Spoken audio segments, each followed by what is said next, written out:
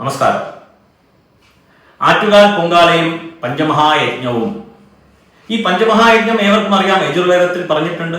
ഏവരും നിത്യവും അനുഷ്ഠിക്കേണ്ട വിഷയമാണ്, യജ്ഞങ്ങളാണ്, എന്നും അനുഷ്ഠിക്കണം. പഞ്ചമഹായജ്ഞം എന്താണ് എന്നുള്ള ചോദ്യം: ദേവയജ്ഞം, ബ്രഹ്മയജ്ഞം, പിതൃയജ്ഞം, നൃയജ്ഞം, ഭൂതയജ്ഞം. ഈ 5 യജ്ഞങ്ങളെ പഞ്ചമഹായജ്ഞങ്ങൾ എന്ന് പറയുന്നു.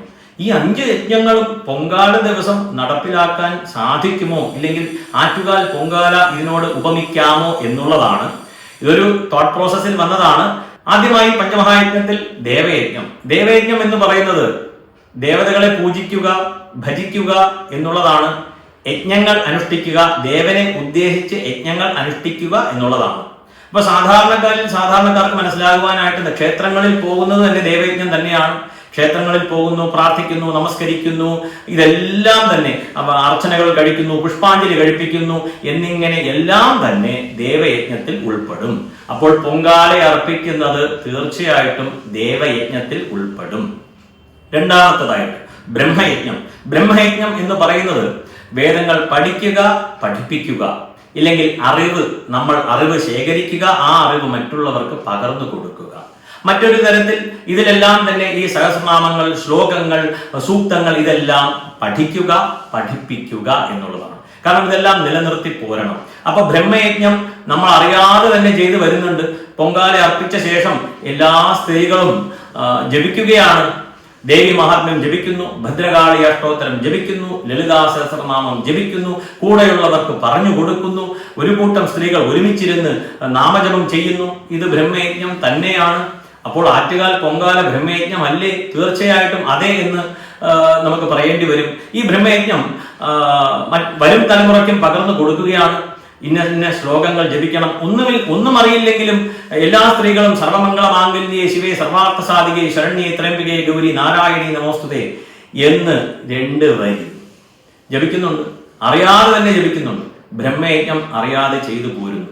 അപ്പോൾ ആറ്റുകാൽ പൊങ്കാല തീർച്ചയായിട്ടും അതിനോട് നമുക്ക് ചേർത്ത് ചിന്തിക്കേണ്ടി വരും. മൂന്നാമത്തത് പിതൃയജ്ഞം. പിതൃയജ്ഞസ്തു തർപ്പണം എന്ന് തന്നെയാണ്. തർപ്പണം ആണ് അവിടെ ഉദ്ദേശിക്കുന്നത്, ഇല്ല എന്ന് പറയുന്നില്ല. പക്ഷേ മറ്റൊരു ഭാഗത്ത് നാം ചിന്തിക്കുകയാണെങ്കിൽ പിതൃ എന്ന വാക്കിന്റെ അർത്ഥം മർത്യാഹ പിതരഹ എന്ന അർത്ഥമുണ്ട്. മാതാജ പിതാജ ഇതി പിതരൗ എന്ന് മീനിങ് ഉണ്ട്. അങ്ങനെ നാം എടുക്കുകയാണെങ്കിൽ, നല്ലവണ്ണം ശ്രദ്ധിക്കണം, അങ്ങനെ എടുക്കുകയാണെങ്കിൽ അച്ഛനെയും അമ്മയും നാം നല്ലവണ്ണം നോക്കുന്നു, അവർക്ക് വേണ്ടതിനെ നൽകുന്നു എന്നിങ്ങനെയുള്ള മീനിങ് എടുക്കുകയാണെങ്കിൽ, കാരണം ഇവിടെ പറഞ്ഞിട്ടുണ്ട് മാതാജ പിതാജ ഇതി പിതരൗ എന്ന് പറഞ്ഞിട്ടുണ്ട്. ഇനി പാന്തി പാലയന്തി രക്ഷന്തി സുശിക്ഷണാദി ദാനൈഹി എന്ന് മറ്റൊരു സ്ഥലത്തും പറയുന്നുണ്ട്. അതായത് സംരക്ഷിച്ച് ആഹാരം ഒക്കെ കൊടുത്ത് അവന് വിദ്യയൊക്കെ കൊടുത്ത് സംരക്ഷിക്കുന്നവനെ പിതരഹ എന്ന ശബ്ദം കൊണ്ട് ഗ്രഹിക്കണമെന്ന് മറ്റൊരു ഭാഗത്തും ശാസ്ത്രം പറയുന്നുണ്ട്. അങ്ങനെയാണെങ്കിൽ ഈ പൊങ്കാല അർപ്പിച്ച ശേഷം വൃദ്ധരായ മാതാപിതാക്കൾക്ക് കൊണ്ട് ഈ പ്രസാദം കൊണ്ട് കൊടുത്ത് നമസ്കരിക്കുന്നു. ഒരുപക്ഷെ ഇന്ന് ഒരുപാട് പേർ രോഗികളാണല്ലോ, അവിടെ വീട്ടിൽ പായസമൊന്നും ലഭിക്കുന്നില്ല. അപ്പോ ഒരു 6 മാസം കഴിഞ്ഞിട്ട്, ഓണമൊക്കെ കഴിഞ്ഞിട്ട് ഒരു 6 മാസം കഴിഞ്ഞിട്ടാണ് ഈ ഒരു പൊങ്കാല, അതുവഴി കുറച്ച് പായസം കിട്ടുന്നത്. തിരളി മുതലായ വസ്തുക്കളെല്ലാം നിവേദ്യ പ്രസാദമായിട്ട് നമുക്ക് ലഭിക്കുന്നത്. അങ്ങനെ അച്ഛനും അമ്മയ്ക്കും ഒരു സന്തോഷം ലഭിക്കുന്നു. ആ രീതിയിൽ ഇതിനെ കാണുകയാണെങ്കിൽ അത് പിതൃയജ്ഞം തന്നെയാണ്. നാലാമത്തേത് നൃയജ്ഞം, മനുഷ്യയജ്ഞം, അതിഥിയജ്ഞം എന്നിങ്ങനെ നമുക്ക് മനസ്സിലാക്കാം. അപ്പോൾ അവിടെ വരുന്ന ഒരുപാട് പേർക്ക് അന്നദാനം നടക്കുകയാണ്. ഓരോ സ്ത്രീകളും അതിലേക്ക് കോൺട്രിബ്യൂട്ട് ചെയ്യുകയാണ്. അപ്പോൾ അതൊരു അതിഥിയജ്ഞം നടന്നു പോകുകയാണ്, അന്നദാനം നടക്കുകയാണ്.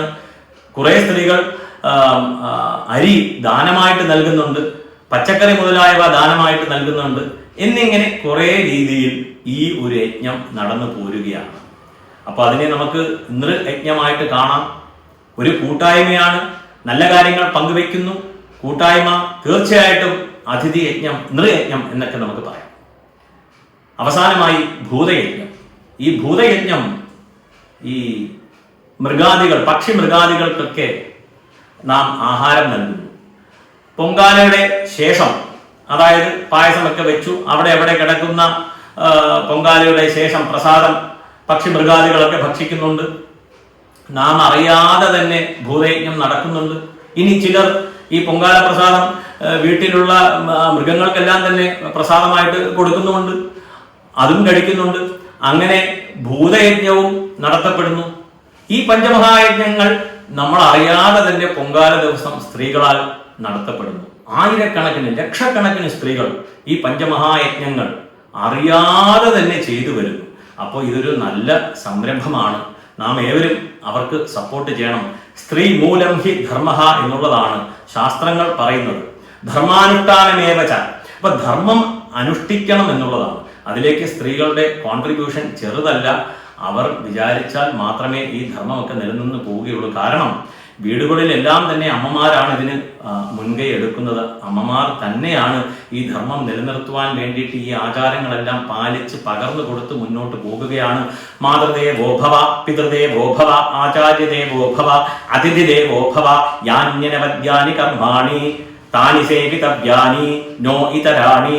വേറെ ഒരു ജോലിയും ചെയ്യേണ്ട, ഇത് മാത്രം മതി എന്ന് ഉപനിഷത്ത് നമ്മളെ പഠിപ്പിക്കുന്നു. അമ്മയും അച്ഛനെയും നോക്കി നല്ലവണ്ണം നോക്കുക, ഗുരുവിനെ നോക്കുക, വരുന്ന അതിഥിക്ക് ഇല്ലെങ്കിൽ നമ്മളോടൊപ്പമുള്ള ആൾക്കാർക്ക് നമ്മളാൽ കഴിയുന്ന സേവനങ്ങൾ ചെയ്യുക. ഇത് മാത്രമാണ് നമ്മുടെ പണി എന്ന് ഉപനിഷത്ത് നമ്മളെ ഓർമ്മിപ്പിക്കുന്നു. ഈ പൊങ്കാല ദിവസം കുറച്ച് കാര്യങ്ങൾ നമ്മൾ ഏവരും ശ്രദ്ധിക്കണം. ഒരു അഭ്യർത്ഥനയാണ്, ഉപദേശമായിട്ട് ദയവുചെയ്ത് കരുതരുത്. ഉപദേശിക്കാൻ ഞാൻ ആളല്ല. ആദ്യമായിട്ട് തന്നെ പറയട്ടെ, ഇന്ന് സ്ത്രീകൾ ഒരുപാട് പേർ തലമുടി അഴിച്ചിട്ടുകൊണ്ടാണ് നടക്കുന്നത്. പൊങ്കാല ദിവസമെങ്കിലും തലമുടി കെട്ടിവെക്കുക. ഓപ്പറേഷൻ തിയേറ്ററിൽ തലമുടി കെട്ടിവെച്ച് നമ്മൾ ക്യാപ്പ് ധരിക്കും. ഈ ഷെഫ്, അതായത് ഹോട്ടലിൽ ഭക്ഷണം പാകം ചെയ്യുന്നവരെല്ലാം തന്നെ ക്യാപ്പ് ധരിക്കാറുണ്ട്. എയർ ഹോസ്റ്റസ് ക്യാപ്പ് ധരിക്കാറുണ്ട്. അപ്പൊ ഈ മുടി നമുക്ക് ഇഷ്ടമില്ല. ആക്ച്വലി നല്ലവണ്ണം ഭക്ഷണം ഒരുക്കി സദ്യയൊക്കെ വിളമ്പിയിട്ടുണ്ട്, അതിൽ മുടി ഉണ്ടെങ്കിൽ നാം ഏവരും ആ മുടിയെയാണ് കാണുന്നത്. പിന്നെ ആ ഭക്ഷണം പാകം ചെയ്തവനെ വിളിച്ച് അങ്ങ് ശകാരിക്കും. അപ്പോൾ മുടി അഴിച്ചിട്ട് കൊണ്ട് നാം പൊങ്കാല നിവേദ്യം അവിടെ നമ്മൾ ഉണ്ടാക്കുമ്പോൾ അതിൽ പറന്നു വീഴാനുള്ള സാധ്യത വളരെ കൂടുതലാണ്. അപ്പോൾ ഇത് ഒരാൾ മാത്രമല്ല, ലക്ഷക്കണക്കിന് സ്ത്രീകൾ ഒരുമിച്ച് ചെയ്യുകയാണെങ്കിൽ എന്തായിരിക്കും സ്ഥിതി? അപ്പൊ താഴെ വീണ മുടി കാറ്റത്ത് അടുത്തുള്ള പൊങ്കാല കലത്തിലും വീഴാനുള്ള സാധ്യതയുണ്ട്. എന്നിങ്ങനെ നല്ല രീതിക്കൊരു ഒരു മലിനീകരണത്തിനും സാധ്യതയാണ്.